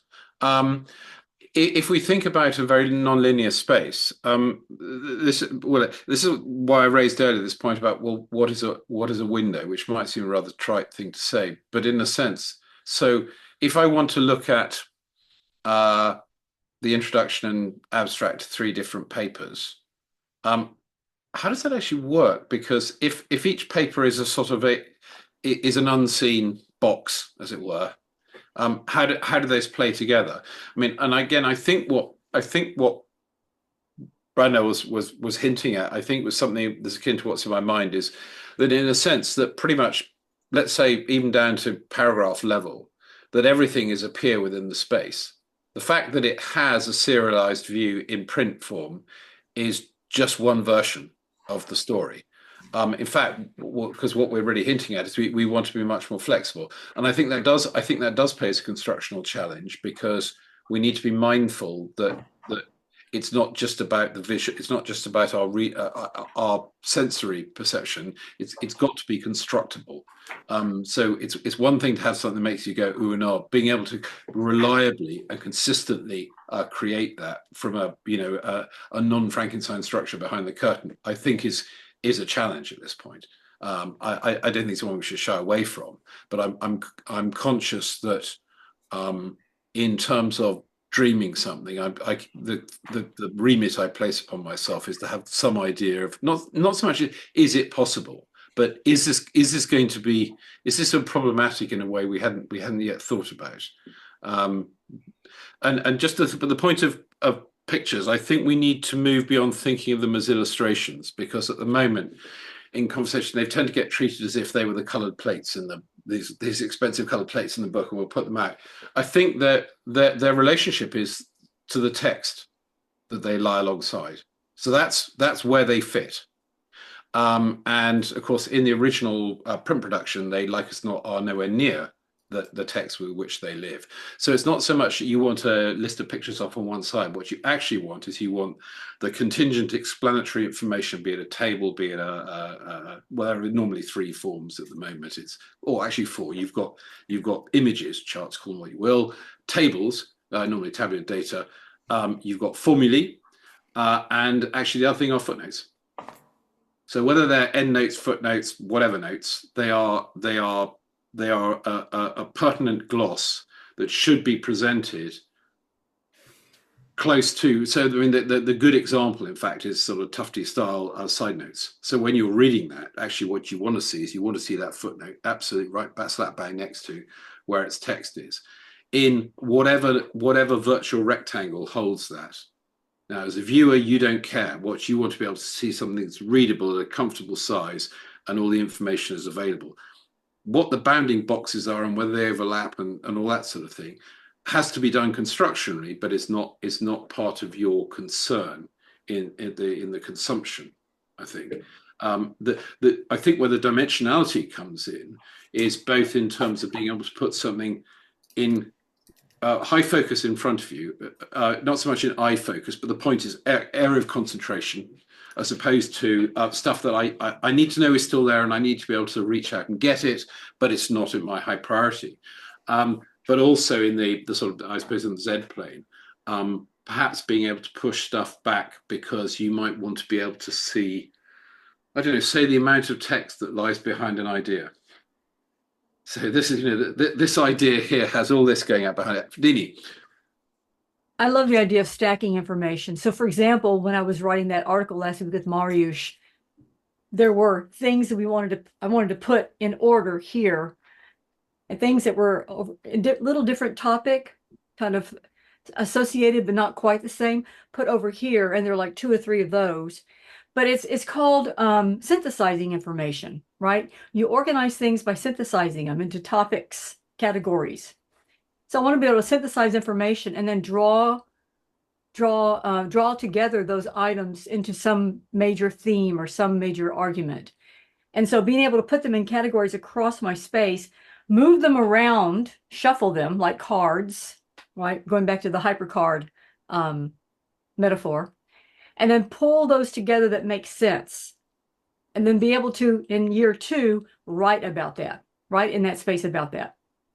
So it gives me a place to conceptualize the information in a 3-dimensional space, as opposed to stacks of books on my desk or stacks of articles on my desk, or as I was doing last week, organizing things through physical objects and my digital objects, shuffling through these things on 3 computers and a stack of books and articles, hard copies. I want to stop doing that. I want to simplify my life before I die. So on both of those points, we need to get very, very concrete so that Andrew can build stuff. And Mark, this is a visual medium, so the way it looks is what it is. I know you're not very thrilled about having to, looking at the different visual aspects, but it literally is what we're building. Of course, we need the data behind it to support it. That's kind of important. And when you're talking, Dini, about moving things around, we really need to now get to grips with exactly what the things. Now, one thing in terms of sketching was this kind of stuff here, where the idea, the top one, the idea is these are papers and proceedings. The second one is what we have now. You highlight one and you get stuff on the side. And then below is something rough, what you saw earlier. So what I was thinking about in terms of an interaction was, as we talked about earlier, and I think there's a lot of people have talked about something like that. When you go through the list, you point to something. If you then pull it, it opens, right? I think that's something we all like. But what about if you pull it a little bit? On the side, you get the abstract and that kind of stuff. So it's not always there all the time. But because of what you're saying now, which I think is very useful, if you then pull it a little bit and move it to the side, you can then take the abstract to the side. So you have that snippet of information that you wanted. So there is a difference between a long and hard pull, which opens a thing, and a small pull, which you can then put somewhere else as an abstract or something. How does that sound?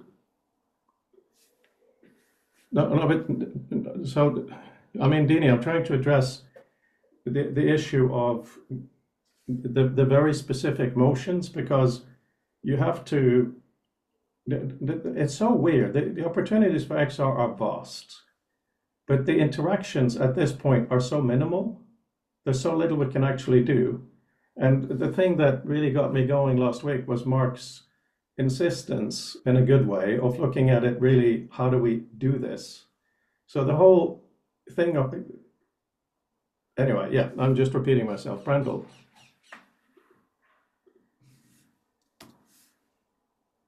I'm just mopping the floor at the moment, but I think the point that Mark was making was less that the visuals don't matter, and more that any given snapshot is more representative of a much more contingent facet of what a visualization may consist of at any given time. It's more to do with the fact that it's, to Dini's point and what I was kind of talking about with regard to like proprioception and being able to think with the space, think with the things, is that any given state needs to be understood as a pretty transient moment in the sort of discursive discovery of a space based on trying to follow a certain thread of thought. So it's less that this is a view and this is just a moment in that view that somebody composes. The composability of these things is the most essential kind of attribute of them. Does that ring true with what you're sort of thinking about, Dini? Yeah, I think any state is transitional. Any state is impermanent, right? If you go to Aristotelian principles, there's no such thing as permanence, especially in the world we're living in, virtual, right? It's always changing, always moving. And so my priorities, right, yeah. So I think that's absolutely right. So transitional moments, capturing that. What needs to be permanent, though, as Frode has pointed out, is, what constitutes, movement in these spaces. So that can't change. It can't be different each time we move our hands. And then how we categorize, and maybe, yeah, I mean, I think that's right. Might another way to look at the sort of open metaphor to be to rethink of it or recast it as a sort of as like a zoom in a expand collapse type thing, which means that dependent on the context that you're or the depth you're at, it might do a different thing. Basically, you're going to see more. One of the reasons I wanted to experiment, sort of find ways to without us doing a vast amount of work to hint at deconstructing the sort of narrative braid is that, so one of those top level or near top level decompositions of a document might be that you want to go, you essentially might need to perhaps expand into a little table because that shows you the available sort of or deconstructions available, if I avoid the decomposition word again, that are available to you. Because if somebody doesn't put the information in there, these sorts of deliberately constructed deconstructions obviously aren't available. Well, we may think in the end it'll be done by a clever computer program, but I think that's so far ahead that we shouldn't sort of lean on that. So at the moment, it's stuff that we're going to have to put in there. And it begs the question, as you start to sort of, as it were, zoom into the document, where you see the possible affordance of, instead of say going down and saying, reading the first bit of the linear text, you might want to say, okay, I want to see everything for research question 3. So I suspect what that means is that our environment would need to be able to say, to surface something akin to a table of contents or an enhanced table of contents, because it would basically embrace information that is not normally available in a standard linear document as we know it now. But it speaks to this thing of basically trying to make as many things as possible addressable in their own right. Yeah, and I mean, one of the reasons I'm very glad Alan is here, and I hope you are here, Alan, not just your pretty profile pic, is going back to this level of kind of abstraction and going back to this level of what you're talking about, Mark. But I do think it's really time now to start sketching. And I find it incredibly hard. Even though what I show is very simple and very basic, even to get there is very, very difficult for me. But even if you just sketch one thing, forget about the context, forget about everything, say, I want this. That's really useful for the conversation, because in theory, all of these things are absolutely brilliant. We want freedom of movement. We want things to be manipulable. We want to expand and collapse. We want to be able to zoom in and zoom out. But the great big question is how. And what I'm trying to write for this ACM paper, this damn ACM paper, is maybe thinking about sign language a little bit. So we don't just think about gestures. We think about a gesture language. Fabian has talked about some kind of grammars and stuff in different contexts as well. But we should be able to not look at our hands when we interact, in addition to be able to do direct manipulation where something's near. The most shocking thing I found about Andrew's most recent hand thing is that we can actually read and look at things in our hand. And having done testing with various people, everybody agrees it's okay, but we still agree that about a meter away is where we want to read. So it was really shocking that we don't have to have lasers all the time, but we do need some sort of a reading space, right? So, Frode, I can't type without looking at my hands. no, I can't play the piano without looking at my hands. I can't play the guitar without looking at my hands. It's the most bizarre phenomena. It's not that I need to do it. It's just I feel like I have to need to do it, right? It's just bizarre. And so I think there's a case for the fact that we make it obvious so that people can look at their hands, but they don't have to. It should be intuitive. It should be very intuitive. We should follow Apple's lead. Yeah, but what I mean is, when you talk, Dini, if you just look at me, when you, Dini, look at me. I need your attention. I love you. Look at me, right? This is what I mean. This kind of, right? We gesture when we talk. But I'm not saying that we should do something like typing. But for instance, the thing of that you say that I so strongly agree with, being able to pull towards. You don't need to look at your hand to know that you're doing a pinch and pull gesture. That's what I mean. So when you're doing something close up, yes, you look at your hands, you're molding something. When you're typing or something, yes, absolutely, I have the same thing, which is why I'm so glad Vision 2.0 allows me to see the keyboard when I'm on an airplane. What I'm talking about is to be able to have a series of gestures, like you touching a friend on the shoulder, when you're picking up a piece of paper, that it becomes like a sign language in terms of direct manipulation, but also maybe in terms of commands to the system. It becomes so natural. I'm not doing this now on purpose, but even just talking, you do something like this and it has meaning. Mark, please rescue me. Well, I was just thinking, so the sort of, in a sense, the uber generalized gestures that we seem to be edging towards are the something that is best explained as a sort of zoom and construct. You either basically want to, the thing you're looking at, you want to see in more detail or less detail. Then I think an interesting and challenging one is the thing we've discussed, where in your mind you've already associated this thing, which belongs to basically thing number one, with something over here that actually belongs to thing number two. So behind the curtain is a completely different thing. But and we now see an association there. We want to make that manifest in some way, whether we want to draw a line, we want to sort of put things. I mean, movement is broadly sort of easy because you probably will grab the thing or indicate that you want hold of it, and then sort of you're going to put it somewhere else.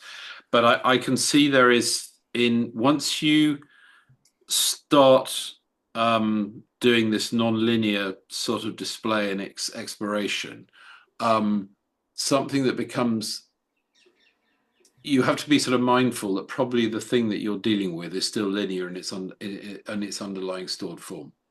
So when you take something from document A and you're trying to do something with document B, behind the curtain, these are essentially two documents.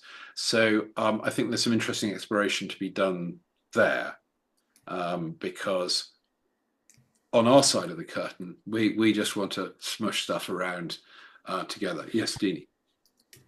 I'm imagining the metaphors of story space and hypercard in one environment, where we are able to work with stacks of cards across an environment. So we're not reinventing the wheel. We're simply repurposing what's already existed in hypertext as a theory and a practice, right?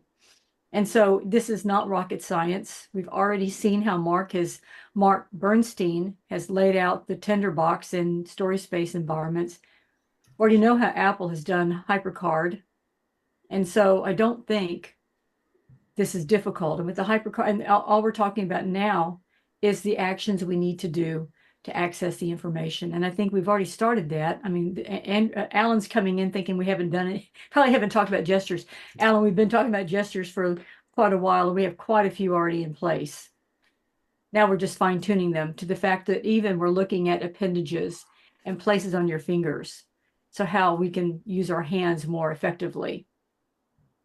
Yes, it's very difficult. I think it's very difficult because we have an incredible group here. We come from very different perspectives, and we've solved a lot. I mean, if we have to give everything we have to Sloan by next week, I think we'll be fine. Sloan is done. I don't care about Sloan anymore in a good way. It's done. I think we have the opportunity to go further.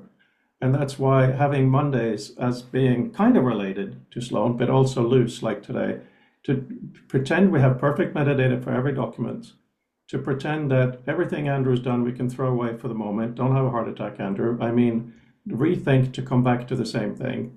So to think about entirely different ways of doing gestures, I think is really, really, really important. And of course, to write that up and to share that. I was so happy with some of the hand stuff, and we're doing other things, but It was, I'm sorry to repeat, but I just want to highlight the fact that looking at the hand is okay, it's not annoying or blurry or difficult on the eyes, was such a revelation. So then, how can we really get to what Mark is talking about? I want to go much further than what Mark has said.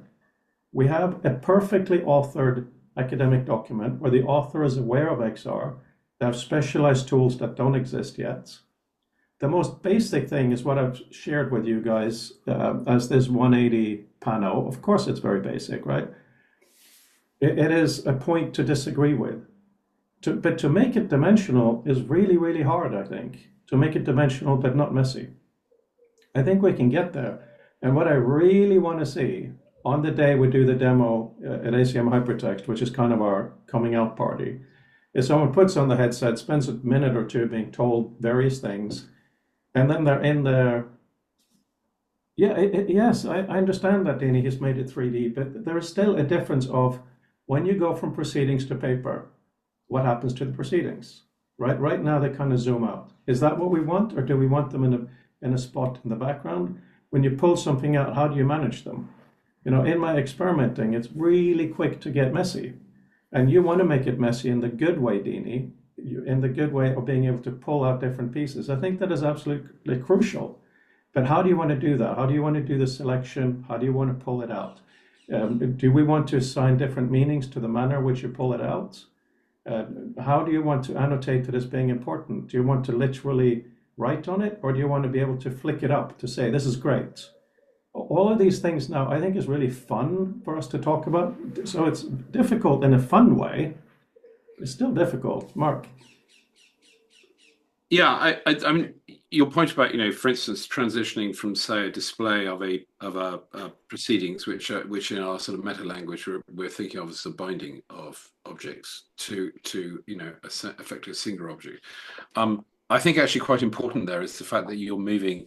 The question is, are you moving from one display space to another, or is this just a form of decomposition? Because that's something yes, it's fine to imagine everything being perfect and therefore it just works. But I've never found life actually works quite that way. And I do think it's worthwhile to actually think what we're asking, even if we don't know exactly how we're going to sort of save it in ones and zeros. But it's more that we know that what we're going to have to someone in the loop is going to have to provide in order for this to be actually made manifest in something that isn't just more than a poster, because for it to be something like the demo we want, we can't just have everything just be a sort of flat front with a stick holding it up at the back. For it to be more dynamic, we will actually have to have some sense of structure behind it. Of course, Mark, I fully agree with that, and that's very, very important. No, but at the same time, you keep saying, let's imagine we have perfect stuff. And the thing is, one of the reasons it's hard to do some stuff we're talking about is we don't have enough structure on the information we have. But So Mark, we can have enough structure because we can manually make it there. We really can. But we haven't, have we?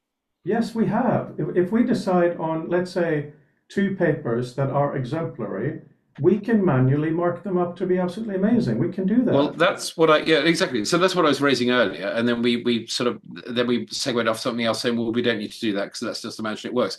And all I'm trying to say is, I genuinely, it's tiresome stuff. And though I'm raising it, I don't think I'm necessarily expert at it. But what I'm trying to drill into is so that we can do these magical transitions from, in a sense, state to state. What that actually implies. It's one thing to imagine it in our mind, but to actually build it requires some sort of structure, and that to me seems a bit too loose at the moment. Okay, can you see my screen? Yeah. Okay, right. So here's the first thing that I shared. So this is how it appears to me, right? Yes, it's very linear, but a few things I want to mention from inside the curtain, so to speak. It's very. Sorry, see that's a gesture clash right there. All I did was to try to point to you guys. Let's go back. Sorry, come It is very, very readable. The text is very clear, but of course this is native vision, it's not WebXR, all it's caught up. But it's not the best way. But then if we look at the next one, this is what I'm saying about the layering. Not that you don't know, of course you all know that we have to be careful with the layering, it can get really messy. So then I just try this really brief thing here where I have now decided that I'm reading the approach section, so it's a bit larger, but I've kept all the headings black, faded everything else out. So even if we decide that all the other sections are now further back, we need to really look at how do we make that happen? How do we make section 3 come forward? And how do I now go to the other ones? That's what I mean by we're at the point of deciding on interactions, whether this is 2D or 3D. Why do we need the other bits if we decide I mean, this goes back to the expanding contract. Let me stop sharing. But yes, exactly. Why do we need the other bits? Do we not? We are at the level now of deciding whether we do need them or not. I'm not saying we do. It may very well be that you view one section at a time. Sorry, please continue. No, it's all right. I'm just conscious, and again, not in a sort of pejorative way, of how heavy the sort of burden of our sort of two-dimensional design bears upon us in this, because it actually is remarkably different to just think, okay, well, I've got this soup of things that may be to a degree nested objects, and I basically want to play fast and loose with the structures such as I normally organize them, which sounds cool. It definitely sounds interesting. How to do that? I mean, one of the things that I'm thinking a lot of, as a result of the discussion today is in a sense how you basically co-explore, say, 2 or 3 documents, because you've realized there's an associated part. So essentially you might be zooming, unfolding, whatever, 3 different source objects, discrete papers in this case, to possibly slightly different levels, because what you actually want to see is the bit within it that speaks to the understanding or the associative problem that you're trying to resolve at the moment.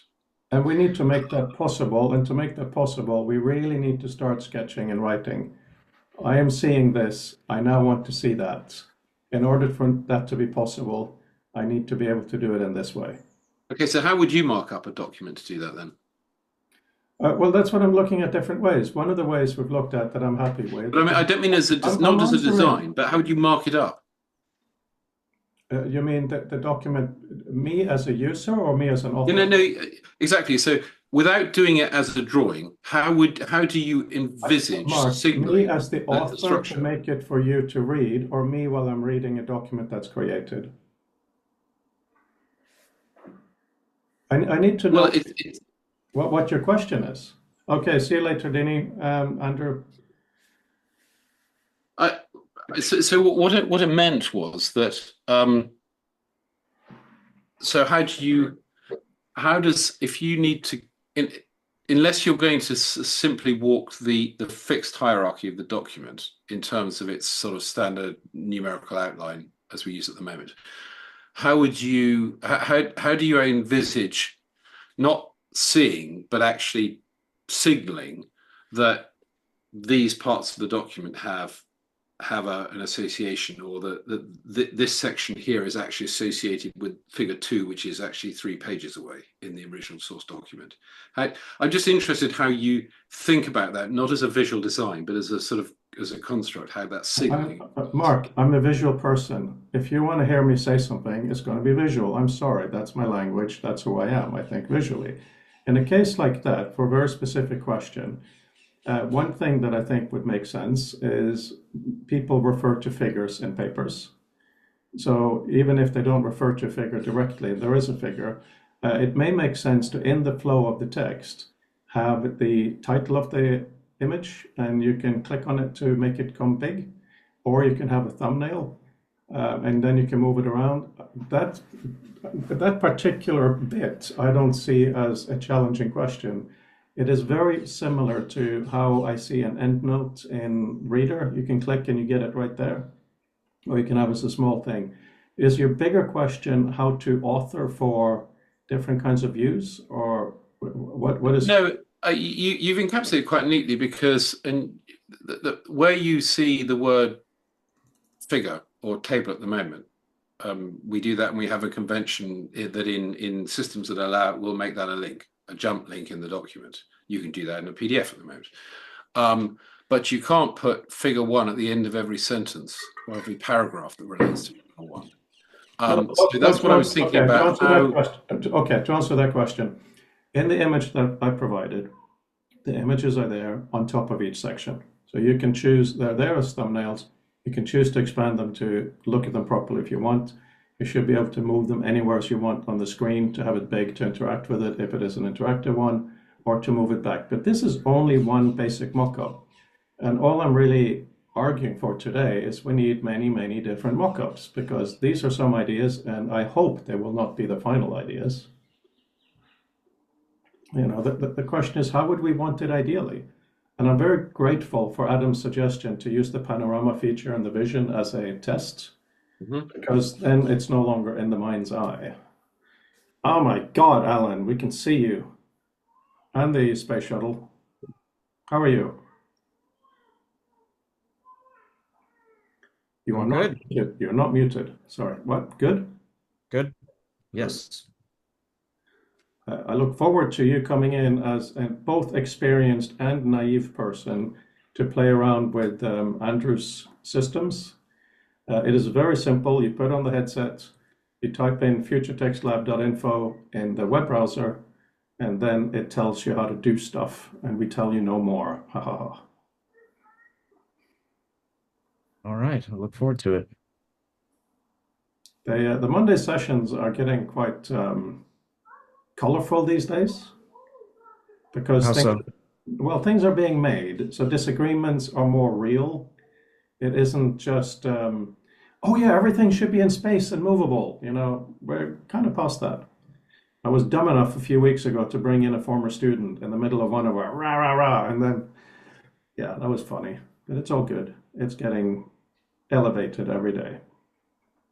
I should explain, Frode, the reason I was asking the question earlier, it wasn't sort of by way of a provocation or disagreement. What your answer usefully showed was, so one of the possible ways of doing this is, in a sense, you show stuff and then you probably do a visual sort, because you say, oh, actually, I want to read, you know, column 3, but I need that image to be next to it. So that's a way of doing it, where you basically present everything and you do something visually. One of the challenges with that is, that's fine if you know the text, because you in essence you're looking at the shape of column 7 because you sort of know what's in it. And I was thinking, that's fine, but if I'm not particularly familiar with the text yet, I don't have that visual knowledge of the layout. Yeah. So when I did these sketches, and this was explicitly thinking of you, Alan, when I picked up this thing the other day, one thing was this kind of stuff right here, which is to indicate, if we, for the sake of argument, we're doing this panorama view, just for the sake of argument, the other columns, what should they show? The entire text? I agree with you, Mark. That isn't very useful unless you know the text. Maybe what they should show is the structure texts that we talked about, if available. Maybe it should show anything bold or bullet points. Maybe it should show highlighted text. These are really important questions. Maybe it should collapse it to do that. Maybe it should show a summary. Maybe it should have the images. I think we're at the level of detail of discussing exactly that.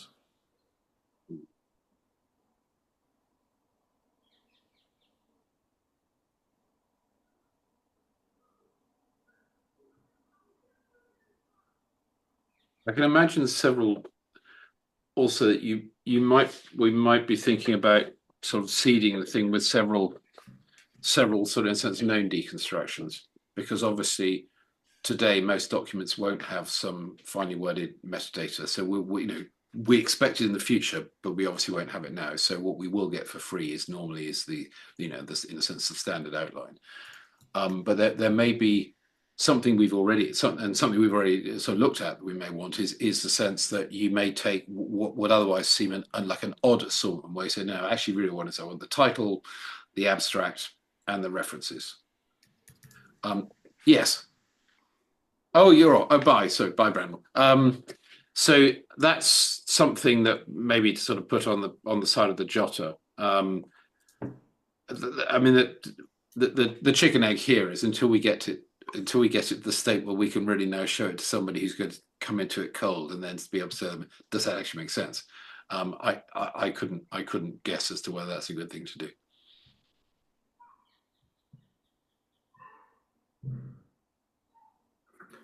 This has been fun, he said. No, it hasn't. It's been stressful and horrible. And fun. Yeah, and fun.